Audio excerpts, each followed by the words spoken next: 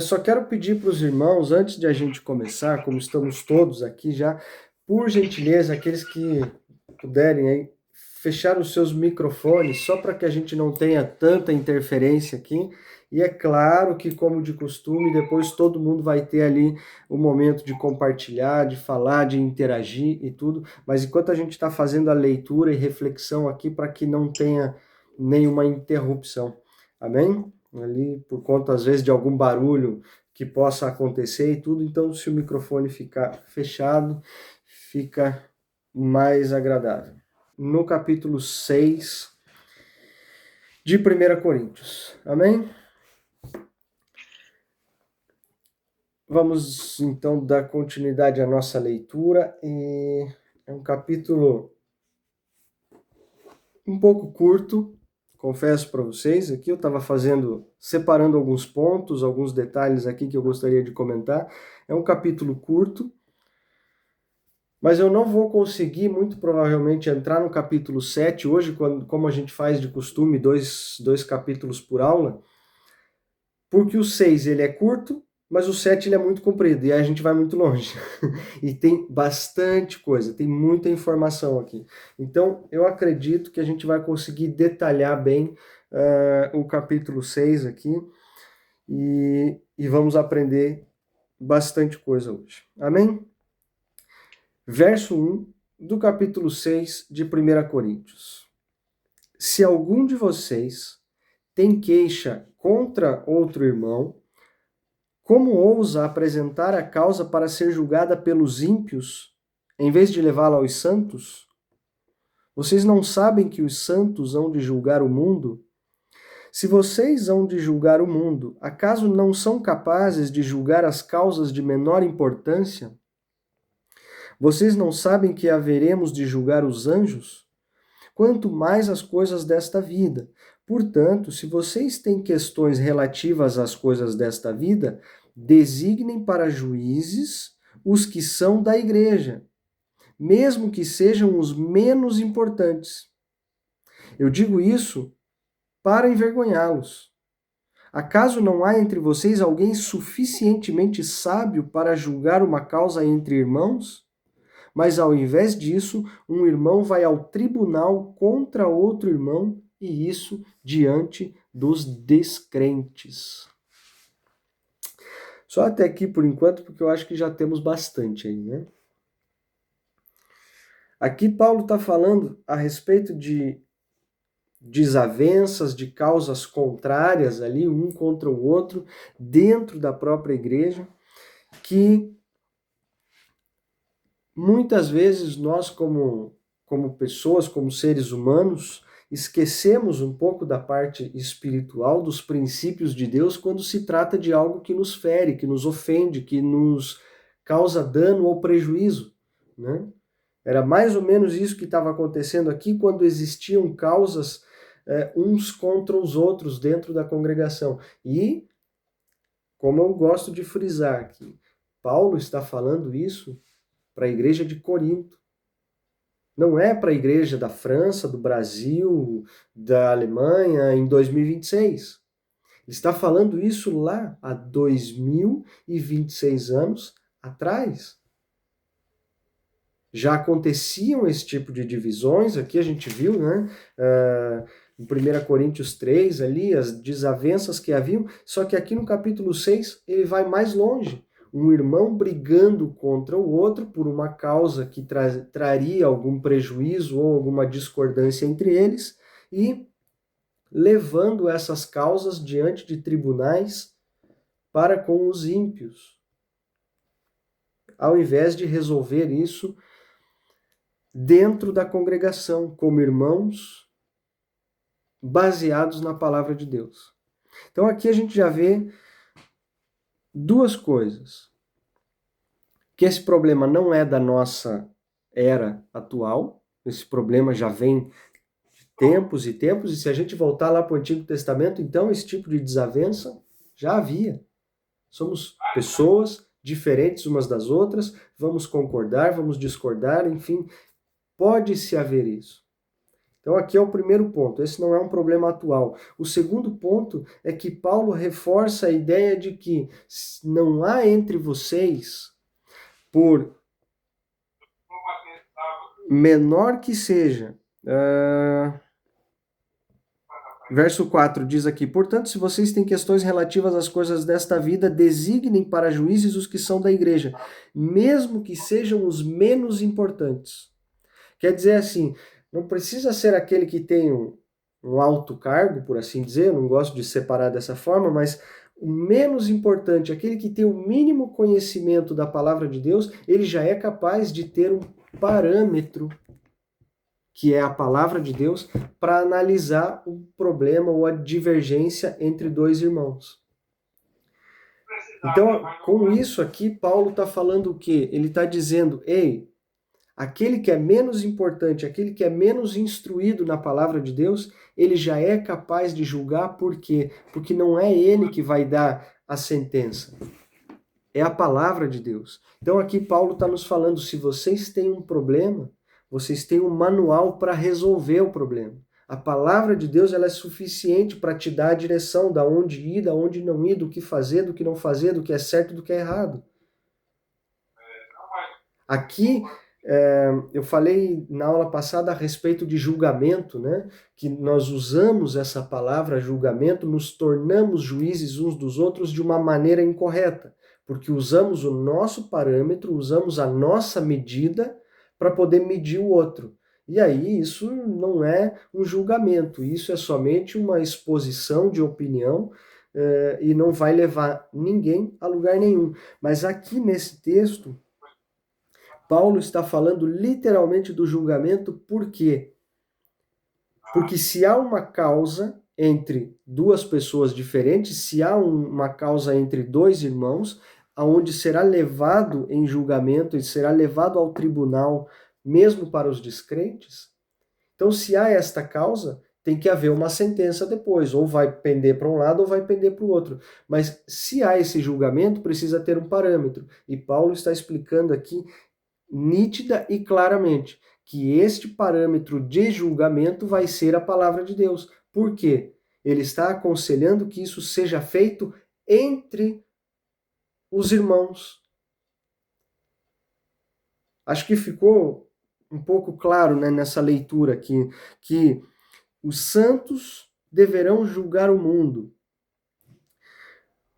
Sendo assim, não serão vocês capazes, então, de julgar causas de menor importância?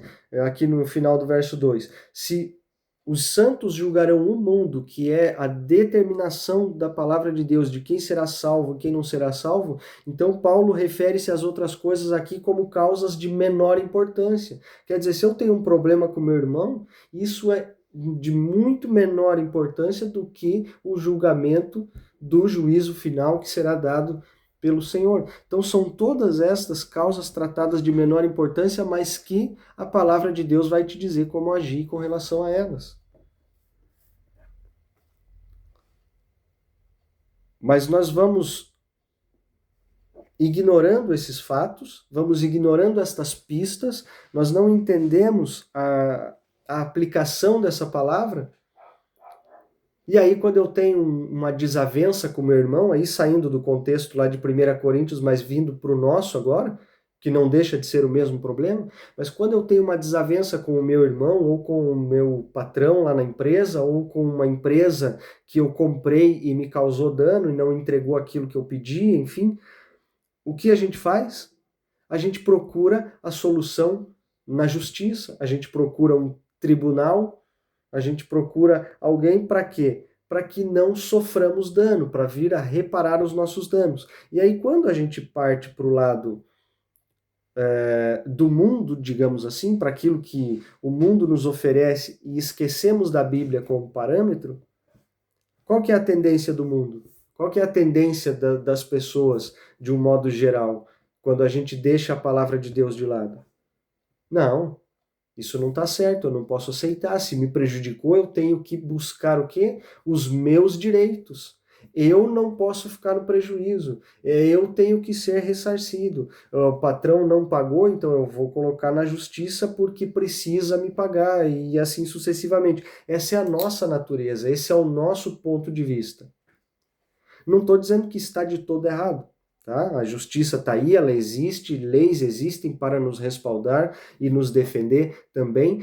Não vamos radicalizar, né, e abandonar todas as leis e viver assim, façam o que quiserem de mim e tudo, eu sou o bobão da corte que aceita tudo. Não é isso que eu estou falando, meus irmãos. Calma, vamos devagar com o andor, né, porque o santo é de barro, como diria já os ditados populares brasileiros.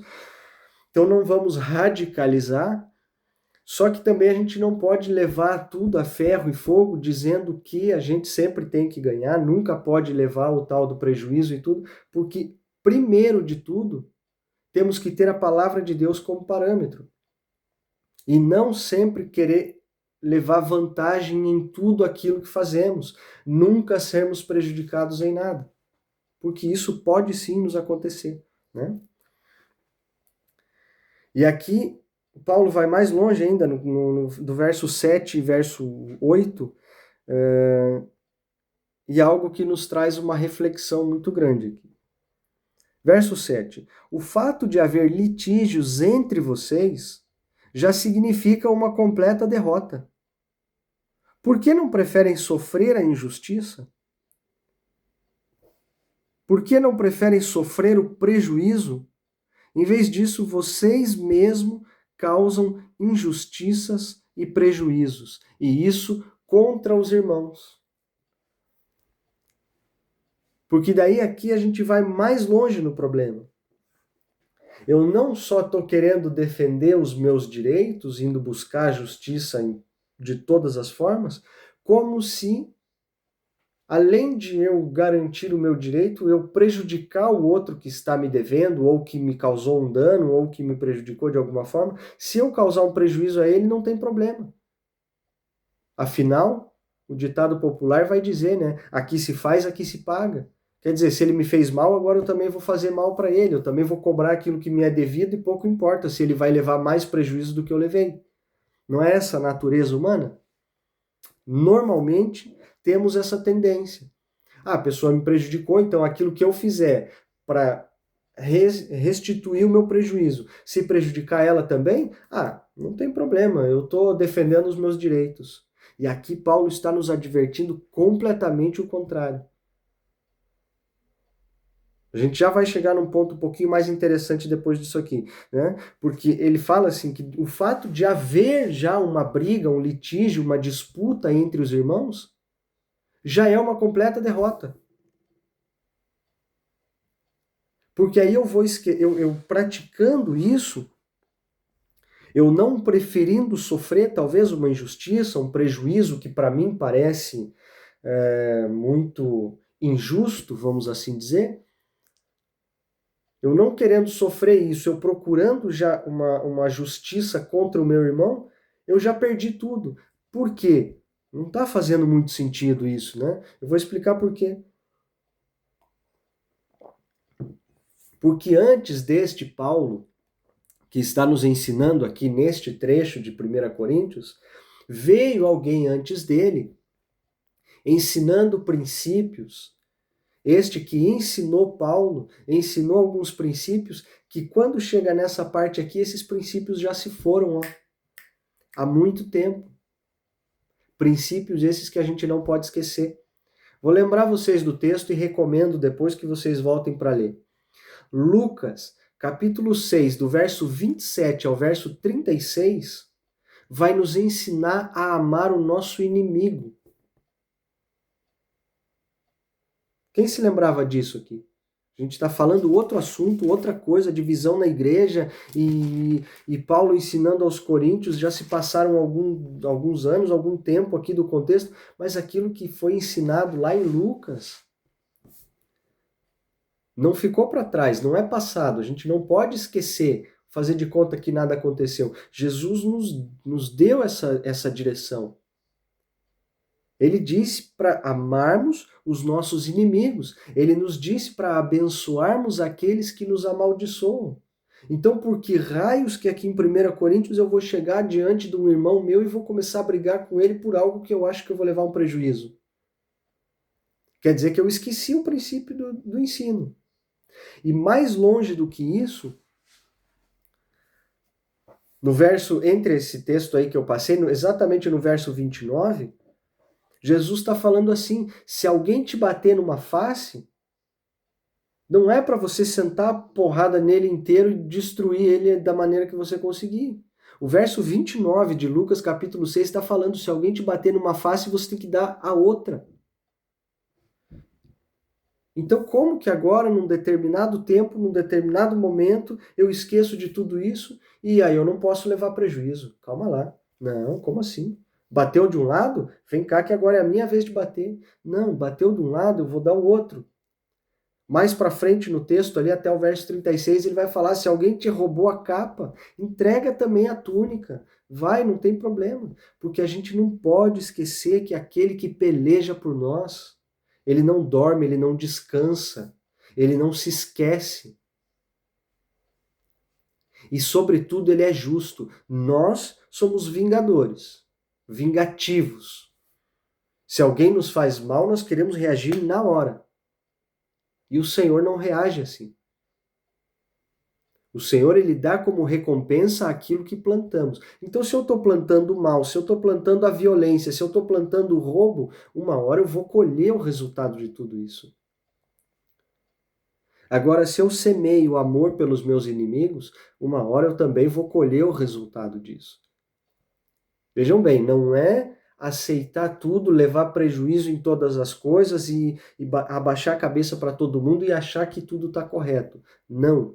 Mas eu não posso agir no meu ímpeto da minha carne e reagir contra aqueles que me fazem mal com o mesmo mal que estão me fazendo. É diferente. Se a gente for um pouquinho mais longe nesse contexto de Lucas, a gente vai de encontro, não no mesmo texto ali, não é isso que eu quero dizer, mas o mesmo princípio de amar ao inimigo, a gente vai de encontro com o que o Senhor nos ensina como os maiores mandamentos, que derivam desses dois todos os 10, que é amar o nosso Deus acima de todas as coisas e, em seguida, amar o nosso próximo como a nós mesmos. Se eu fiz algo de mal para mim mesmo, eu vou poder ficar bravo comigo e ir lá e cobrar alguma coisa de mim? Não, a única coisa que eu tenho que fazer é me consertar para que eu não me prejudique novamente. E assim deve ser com os meus irmãos. Se fez algo de errado para mim, tudo bem, precisa ser colocado às claras. Com amor, vamos sentar e vamos expor a situação. E olha, isso não ficou bom assim, não ficou bom dessa forma, daquele outro. Como a gente pode fazer? Agora, ir até vias de fato ou as últimas causas para poder prejudicar também o irmão, aí a gente está esquecendo dos ensinos de Jesus em Lucas 6, a gente está esquecendo dos dois maiores mandamentos. E aí Paulo vem com esse texto aqui ensinando Coríntios somente para reforçar toda essa ideia. Ei, peraí, não é por aí, não é desse jeito. Amemos o Senhor Deus em primeiro lugar, acima de todas as coisas, e o nosso próximo como a nós mesmos. Desses dois mandamentos dependem, como diz a palavra, toda a lei e os profetas. Jesus, não muito longe disso, vem e ensina novamente como devemos tratar os inimigos, e aqui Paulo está dizendo no capítulo 6 de 1 Coríntios, se vocês têm algo um contra o outro, primeiro aqui, ó, o que está acontecendo? Vamos colocar isso diante da palavra de Deus, vamos humilharmos diante da presença dele e é ele quem vai trazer a solução. Não é o tribunal, não é o amigo, o vizinho, um juízo, isso ou aquilo. Amém? Que essas palavras fiquem no nosso coração. Verso 9 para continuar. Aí aqui aperta um pouquinho mais, né? Porque quando se trata desse tipo de briga, de disputa e tal, tem alguma coisa ali que está no nosso coração falando muito mais alto do que o amor que deveríamos ter uns pelos outros. E aí o verso 9 diz assim: vocês não sabem que os perversos não herdarão o reino de Deus? Não se deixem enganar, nem imorais, nem idólatras, nem adúlteros, nem homossexuais passivos ou ativos, nem ladrões, nem avarentos, nem alcoólatras, nem caluniadores, nem trapaceiros herdarão o reino de Deus. Assim foram alguns de vocês. Olha só, tudo isso daqui dentro da mesma igreja. Assim foram alguns de vocês. Mas vocês foram lavados, foram santificados, foram justificados no nome do Senhor Jesus Cristo e no Espírito do nosso Deus. Até o verso 11 aqui. Então, o reino de Deus, ele pertence àqueles que não se encaixam nessas definições aqui, né? Definições estas que falavam muito bem daquele povo que brigavam uns com os outros, de que se dividiam uns com os outros, lembrando que esta carta foi escrita para a igreja de Corinto. Então, quer dizer, Paulo não estava aqui falando mal da outra igreja. Ele não estava ali acusando os outros irmãos. Ele estava falando, olha, eu estou falando isso aqui para vocês. Verso 11. Assim foram alguns de vocês. Quer dizer, no meio de toda esta congregação, tinham alguns de vocês que praticavam essas coisas que a gente acabou de ler. E isso aqui não vai dar para entrar lá onde a gente vai entrar com Jesus. Como é que a gente vai fazer? Eu sei que tem gente que vai pegar uma ou duas ou algumas definições e vão haver internet afora, especialistas que vão querer justificar uma ou outra, enfim, e tudo. Não é esse o nosso intuito, nem atacar um lado e nem defender o outro, e nem tirar nada do contexto. Só que o que fica para nós aqui de grande importância, que é a continuidade do capítulo 11, né, dizendo, assim foram alguns de vocês, mas vocês foram lavados, santificados e justificados no nome do Senhor Jesus Cristo. Lembrando que, a partir do momento que entendemos o Senhor Jesus como nosso Senhor, Salvador, o confessamos publicamente, passamos pelo processo de conversão, batismo, enfim, somos o quê? Em Cristo somos uma nova criatura. Então não posso me justificar que tudo aquilo que eu pratiquei antes, eu sou assim, é da minha natureza e tal, eu vim assim, o Senhor me aceitou e tal, faz parte. Não, todas as coisas velhas ficaram para trás, eis que tudo novo se fez a partir de Cristo Jesus. O verso é muito bem claro dizendo, vocês foram lavados, santificados e justificados no nome de Cristo Jesus. Quer dizer, tudo aquilo que vocês praticavam até aqui, isso não vos pertence mais. Aquele que era imoral vai deixar de ser, aquele que era idólatra vai deixar de ser, o que adulterava não vai fazer mais, os homossexuais também não vão mais ter tais práticas, ladrões, avarentos, alcoólatras, caluniadores, trapaceiros, todos vão deixar esta natureza, estes maus hábitos para trás. E não tem verso aqui depois que a gente possa pegar e pensar aqui de um contexto ou outro mal interpretado para querer justificar que alguma coisa dessa aqui o Senhor vai aceitar assim, porque o Senhor, Deus é amor, ele aceita um monte de coisa. Não. Deus não se deixa escarnecer por ninguém, e aqui está muito bem claro que precisamos ser novas criaturas santificadas em Cristo Jesus para podermos estar no céu com o Senhor. Amém? Verso 12 em diante. Aqui é outra coisa também bem interessante. Não sei se a tua Bíblia vai dividir aí, como eu sempre digo, né? A minha divide um subtítulo, o perigo da imoralidade. Porque esse verso aqui, principalmente o 12 que a gente vai ler, ele é famoso para me dizer assim, se eu pegar ele fora de tudo aqui, só ele, eu posso justificar um monte de coisa que eu tenho vontade de fazer. Eu tenho vontade de fazer, mas que não é para fazer. Mas daí a gente justifica, a gente usa até a palavra de Deus para dizer que pode, né? Tudo me é permitido, mas nem tudo convém. Tudo é permitido, mas eu não deixarei que nada me domine. Esse é o verso 12. Então, entendemos nesse contexto que todas as coisas me são permitidas, que tudo posso, mas nem tudo convém e eu não me deixarei que nada me domine. Para não escandalizar tanto, o contexto aqui, ele vai falar a respeito de um outro assunto. Mas a gente pode pegar o assunto que for para encaixar nisso aqui e eu vou mostrar para vocês. Os alimentos foram feitos para o estômago e o estômago para os alimentos. Mas Deus destruirá ambos. O corpo, porém, não é para a imoralidade, mas para o Senhor, e o Senhor para o corpo. Só até aqui por enquanto, só 2 versos. E a gente vai falar de algo aqui que, lendo aqui no contexto, ele não é escandaloso.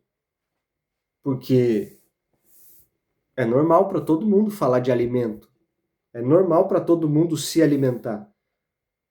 Então, se eu falo aqui, por exemplo, não quero acrescentar e nem mudar e nem tirar nada da palavra de Deus. Eu me permito de usar somente como exemplo, tá? Não se assustem. Tudo é permitido, mas nem tudo convém, né? Tudo é permitido, mas eu não me deixarei que nada me domine. Verso 13.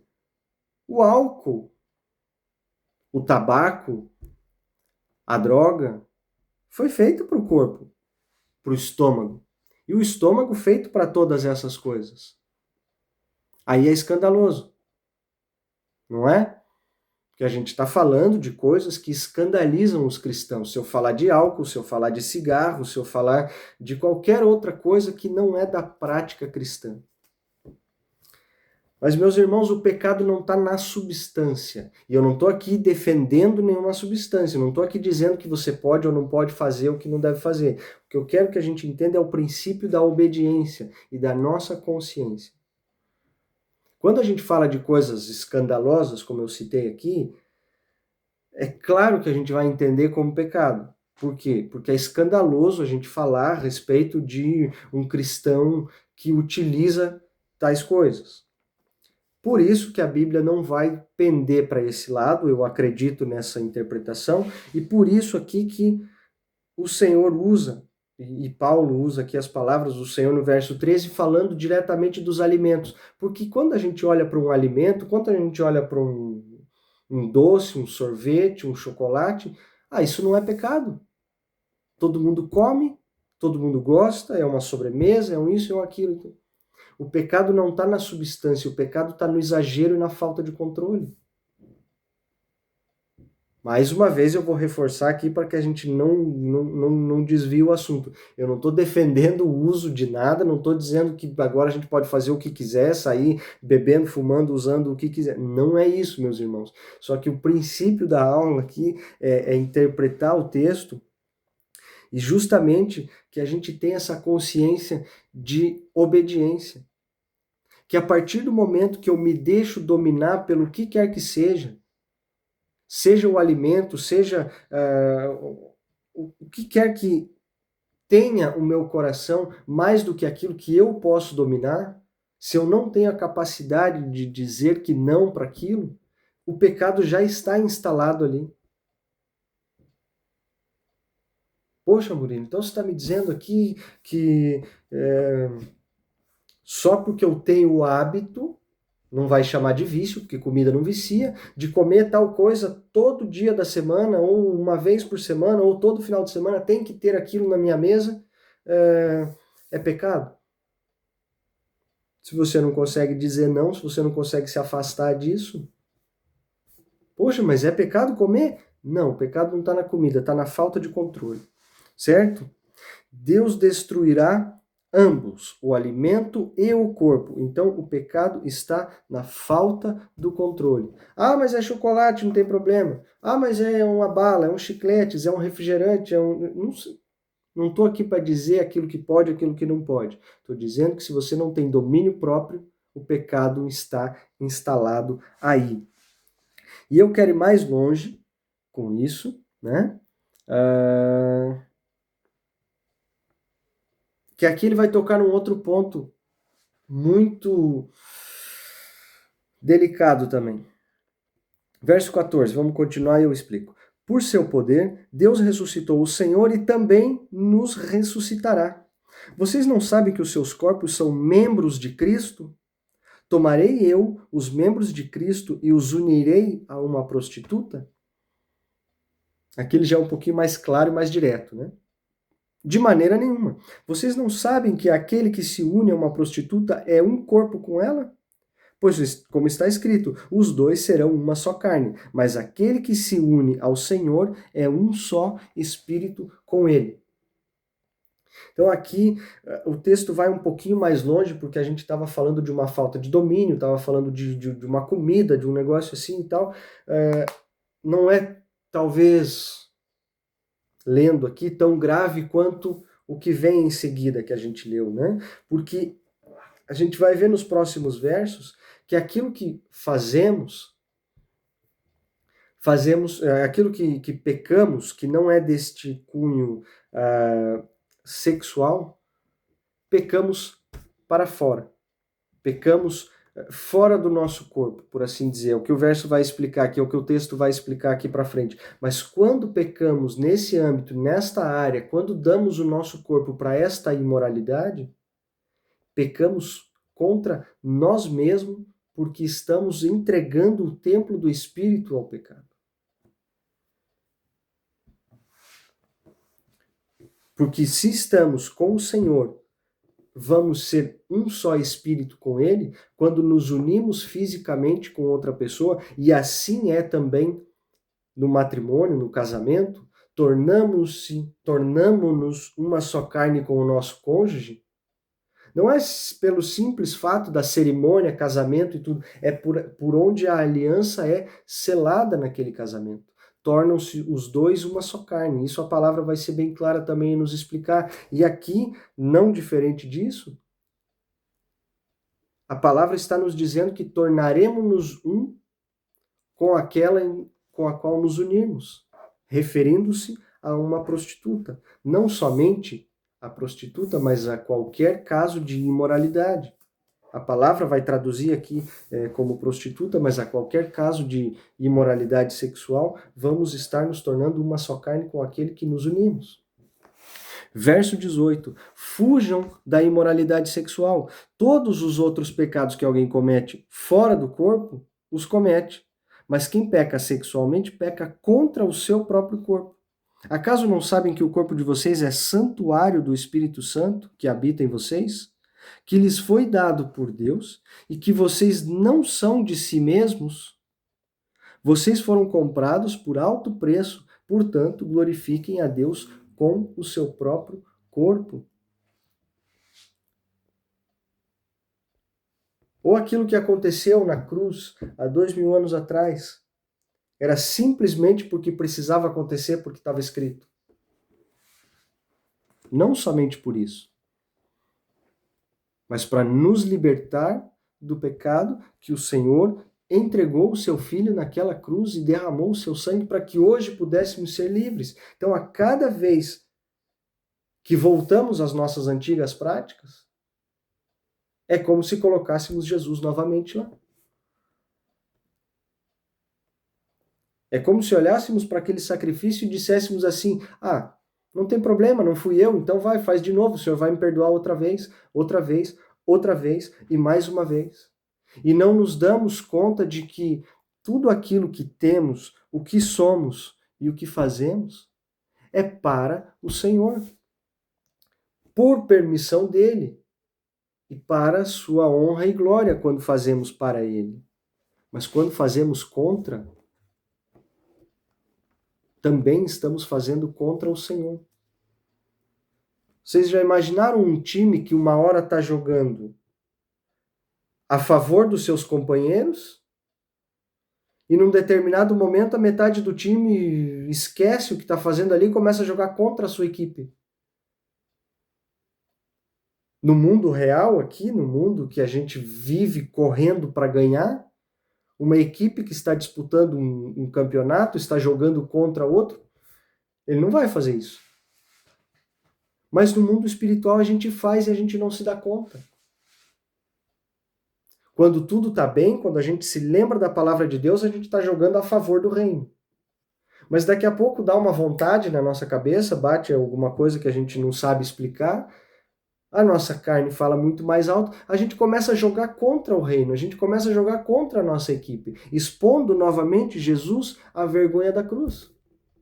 A gente esquece que o nosso corpo foi comprado pelo sangue de Jesus, que não pertencemos mais a nós mesmos, que pertencemos a Deus. Ah, mas agora eu faço o que eu quero. Daqui a pouco o Senhor vem e me perdoa. Então a gente não sabe se a gente está indo a favor ou contra o reino. Parece meio contraditório dizer isso aqui, eu não sei se todo mundo está acompanhando o meu raciocínio, mas é uma realidade. Quando a gente se dá conta disso, opa, nunca tinha pensado nisso. Tenho certeza que passou pela cabeça de algum de vocês isso agora. Enquanto estamos aqui no grupo, orando, lendo, enquanto estamos nas nossas respectivas congregações, falando com irmãos cristãos, estamos jogando a favor do reino. A gente defende a palavra, a gente fala de Deus, a gente ora, a gente isso, aquilo. Mas quando a gente está num ambiente que não é esse aqui, a nossa carne vem, fala mais alto, e aí eu faço mesmo aquilo que eu quero, eu reajo com a minha natureza, eu esqueço da palavra de Deus, eu esqueço até de falar que sou cristão. E quando a gente se dá conta, a gente está jogando contra o reino. Porque a gente está fazendo a vontade de quem? A gente está fazendo a nossa. E a nossa vontade, como a palavra diz, o nosso coração, ele é enganoso. A nossa carne, muitas vezes, ou na maioria delas, ela é fraca. E ela tende para as coisas da carne, tende para as coisas desse mundo. Logo, ela é contrária a quem? A palavra de Deus e a esse reino que de vez em quando a gente lembra que é cristão, a gente defende. Estamos ou não estamos jogando a metade do tempo para Deus e metade contra Deus? Estamos agindo com tais divisões que haviam lá na igreja de Corinto e existem hoje nos nossos dias? Estamos agindo quase que da mesma forma. E isso, não como falava Paulo, para envergonhar aqui, como ele disse no verso 4 ali do capítulo 6, não com este fim, mas eu digo isso aqui, eu trago este texto, essa lembrança, esses exemplos e esses paralelos entre aquilo que passou e o que vivemos hoje, para nós nos alertarmos e nos advertirmos, porque esse é o papel da igreja.